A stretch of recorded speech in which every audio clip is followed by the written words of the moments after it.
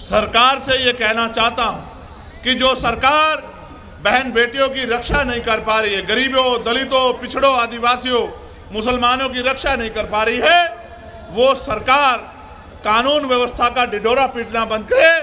अगर आप रक्षा नहीं कर पा रहे मुख्यमंत्री, तो पद से इस्तीफा क्यों नहीं देते, कुर्सी छोड़ क्यों नहीं देते, कुर्सी खाली क्यों नहीं कर देते, क्यों कुर्सी चिपके हुए? इस तरह से तो सांप भी चंदन के पेड़ से नहीं लिपटता, जिस तरह से आप कुर्सी से चिपटे हुए हो। अगर नहीं काम कर पा रहे हो, नहीं लो जनता के हितों की रक्षा कर पा रहे हो, तो कुर्सी क्यों नहीं छोड़ देते मुख्यमंत्री जी? आपको सोचना चाहिए। जनता ने आपको इतनी बार मौका दिया और आपने हमेशा जनता को धोखा दिया। ये मौका मिलने पे धोखा का काम अब इसमें बिहार में बंद होने वाला है। अब अगर मौका मिलेगा तो काम करने वाले लोगों को मिलेगा, और जब मौका मिलेगा काम करने वाले लोगों को, तो धोखा बंद हो जाएगा। इस बात का भी मैं आपको विश्वास दिलाता हूं। आप यहां आए, आपने इतनी बड़ी संख्या में यहां आके सरकार को चेताने का काम किया। मैं दोनों हाथ जोड़ के आपका धन्यवाद करता हूं। मैं ये मानता हूं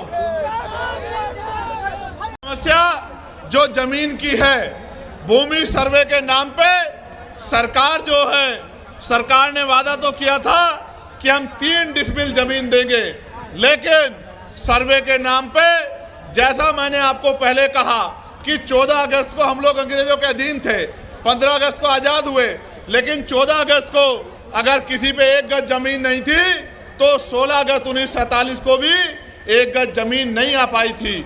सरकारी जमीनों पे ही गरीब लोग रहते थे। 70 साल से जिस जमीनों पे लोग रह रहे हैं, सर्वे के नाम पे वो जमीनें छीन के पैसे वालों को, जमींदारों को, ताकतवर लोगों को, सामंतियों को देने का काम यही निकम्मी नीतीश कुमार जी की सरकार करने का काम कर रही है। डबल इंजन की सरकार करने का काम कर रही है।